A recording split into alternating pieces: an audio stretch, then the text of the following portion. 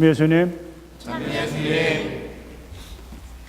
오늘 우리 세례자 요한께서 벌써 우리 전례에는 3번이나 등장하셔요.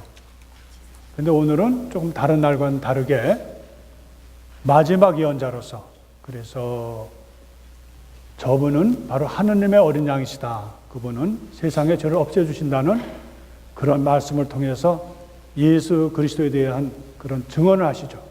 오늘 우리가 복음을 다시 한번 조금 생각해 보면 나는 처음에는 그분을 몰랐다라고 오늘 세례자 요한은 고백합니다.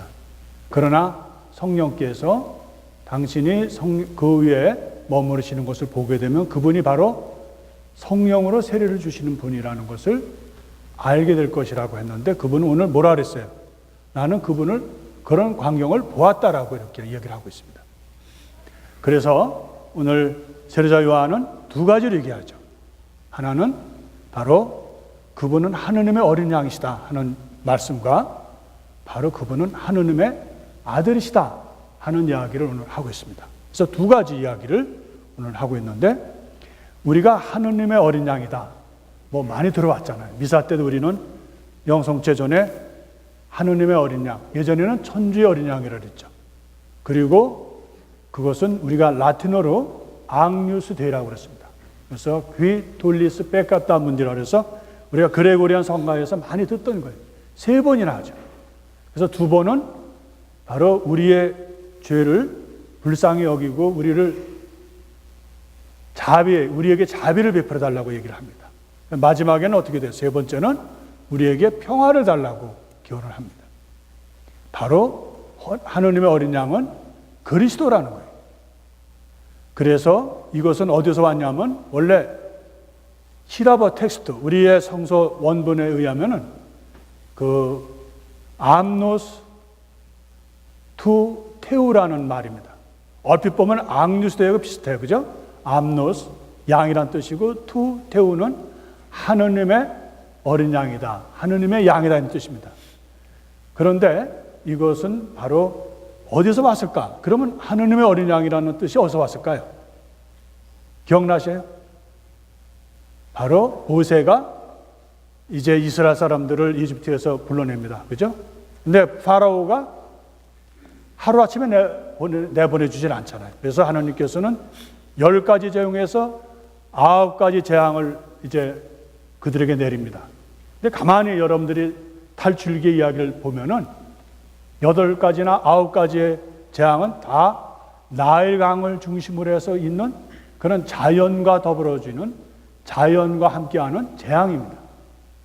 그래서 물을 핏빛으로 만든다든지, 또 개구리가 많아진다든지, 모기가 많아지고 등해가 많아지고, 또 가축들의 전염병이 많아진다든지, 또 어둠이 또 짙는다든지, 우박이 쏟아진다든지, 뭐 이렇게 해서 전부들 자연적인 건데, 10번째 건 어때요? 10번째 거는 우리가 6월절의 양이라고 하듯이 바로 파스카 양이라고 보통 얘기하는데, 히브리 말로는 파사허 또는 페사허라고 합니다. 그것은 뭐냐면 우리 영어로 패스오버라고 그러죠. 그래서 하느님께서 그들을 넘어가셨다는 뜻이죠. 지나가셨다는 뜻인데, 그것은 바로 10번째 재앙은 어떤 거예요? 마다들을 죽이는 것과 맛배, 동물의 맛배를 죽이는 그러한 재앙입니다. 그래서 그런 재앙을 이제 피할 수 있도록, 그래서 유목사회에서 관습이었던 것이 뭐예요? 고대 근동의 유목사회에서 있었던 관습은 어떤 거냐면, 전부들 이제 지금으로 말하면 겨울철이겠죠.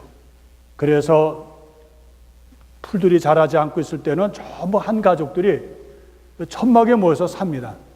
그러다가 이제 봄이 되면은 새싹이 돋기 시작하면 어떻게 돼요? 양들을 데리고 나가면서, 그때 양들도 새끼도 낳고 나가기 전에 그 어린 양이 있으면 그 피를 내서 그 천막에 묶어주는 밧줄 있잖아요.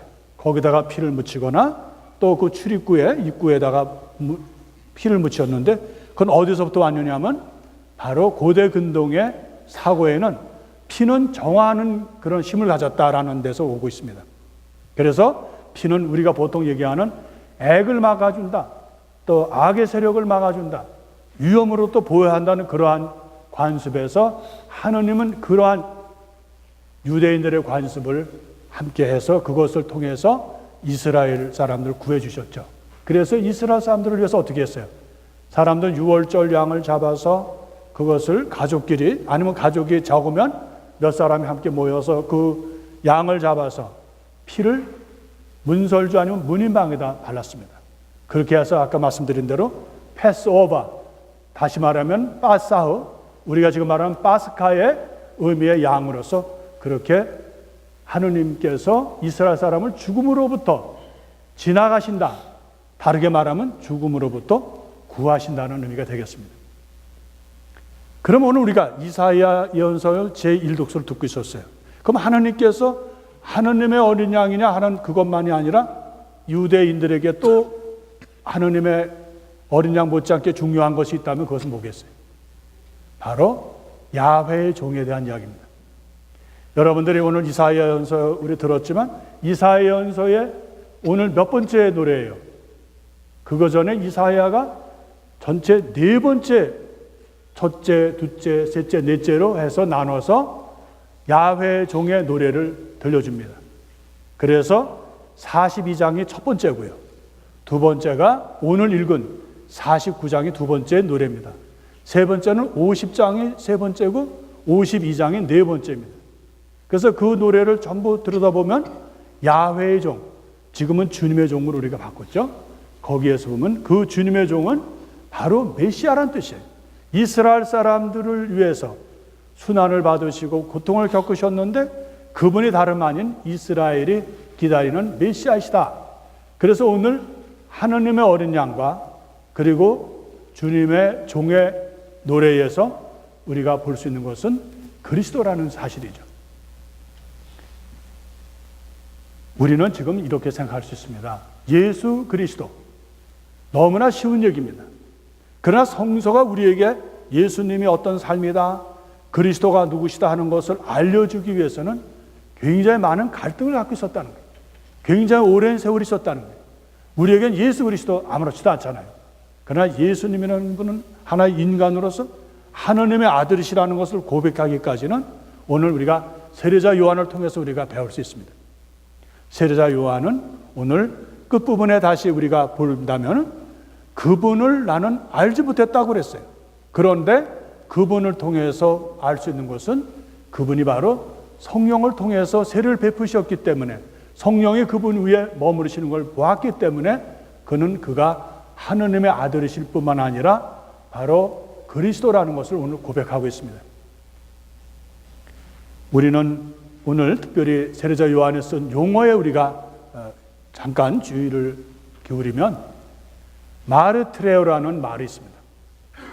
그러면 마르트레오가 그게 무슨 말이냐? 그것은 증거하다는 얘기가 됩니다. 여러분 혹시 불란서에 가셔서 몽마르라는 얘기 들어보셨어요?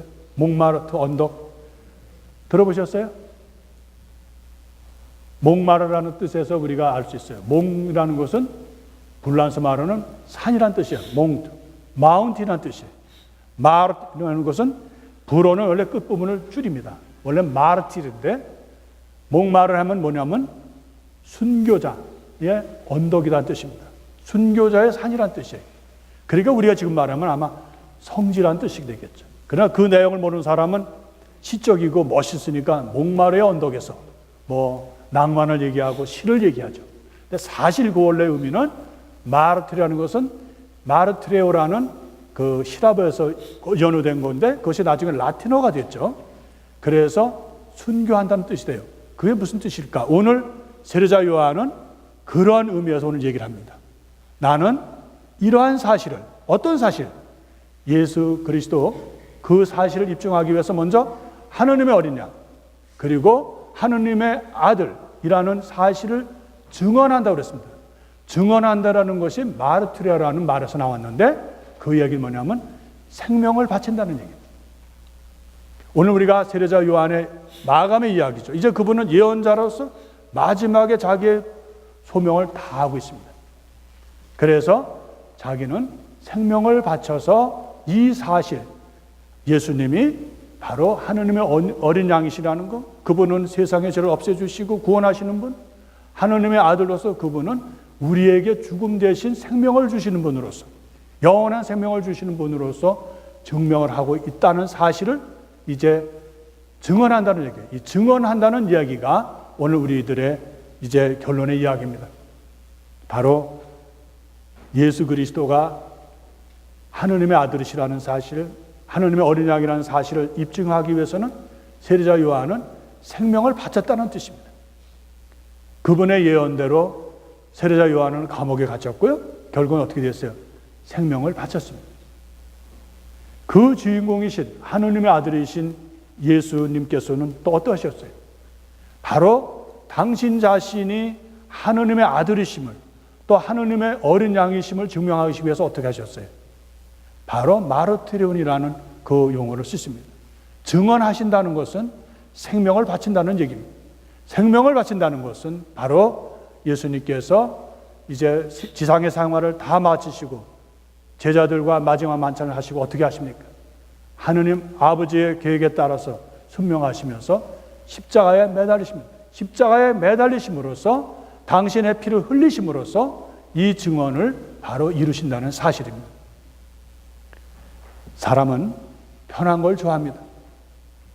그리고 뭐든지 수고스러운 것은 싫어요. 그런데 여러분 잘 보세요. 어떠한 좋은 일이란 그냥 되는 일이 없습니다. 하물며 영원한 생명으로 나가는 길, 구원으로 나가는 길에 있어서 우리가 편안하고 적당한 길이 있을까요? 예수님은 그러한 우리의 모습대로 그것을 우리에게 경고를 주시기 위해서 어떻게 하셨어요? 권장을 하셨잖아요. 바로 구원으로 이르는 길은 험하다 그랬어요. 좁다 그랬어요. 많은 분들은 이런 얘기를 합니다. 내가 신앙생활을 하면서 마음의 평화가 없어. 나는 이렇게 신앙생활이 이렇게 힘들으면 안 할 뻔했어 라고 얘기를 합니다. 신앙생활이라는 것은 적당히가 없습니다. 신앙생활이라는 것은 내가 즐기고 레크레이션처럼 하는 것이 아닙니다. 신앙생활은 바로 오늘 세례자 요한이 말했던 마르티리오, 내가 생명을 바치는 아픔이 있어야 그것이 신앙의 의미가 있는 겁니다. 예수님께서는 너희들이 진리를 위해서 몸 바치는 사람이 되도록 그렇게 우리에게 말씀하셨고 제자들에게도 부탁하셨어요. 우리는 이 세상에 빛과 소금의 역할을 하기 위해서 적당히 편안한 길을 선택하시면서 그렇게 가도록 주님은 우리들에게 보여주신 것이 아니라 그 생명의 길이라는 것은 바로 십자가의 길이고 피를 흘리시는 길이고 순교의 길이라는 것을 우리에게 보여주셨습니다. 오늘 우리는 세자 요한이 자기의 생명을 바쳐서 예수님을 증언하신 것처럼 우리도 이 세상에 살면서 이 세상에 얼마나 좋은 것들이 많습니까? 그래도 우리는 그런 속에서도 흔들리지 않고 때로 힘들고 어렵더라도 그리고 어쩌면 우리의 생명을 바칠 정도의 그런 아픔이 있다 하더라도 우리는 이미 받은 신앙을 잘 보존하고 우리가 생명을 다하는 날까지 끝까지 지키고 그것을 또 이웃 사람들에게 전해줘야 되는데 거기에는 바로 나의 생명을 바쳐야 하는 아픔이 있다는 거 우리 새기고 적당히 사는 신앙생활이 아니라 이제 우리가 마음가짐을 가져서 힘들고 어렵더라도 생명을 바치는 그런 세례자 요한의 표양을 본받아서 예수님의 그런 십자가에 올리시고 또 그것을 치명하신 그러한 피 흘리시는 모습을 우리가 묵상하면서 우리가 이 세상에서 어떻게 살아야 하는지를 성실하고 그리고 주님의 뜻에 맞는 그 내 생명을 바치는 신앙이 될 수 있도록 주님께 청하면서 이 미사를 봉헌하도록 합시다.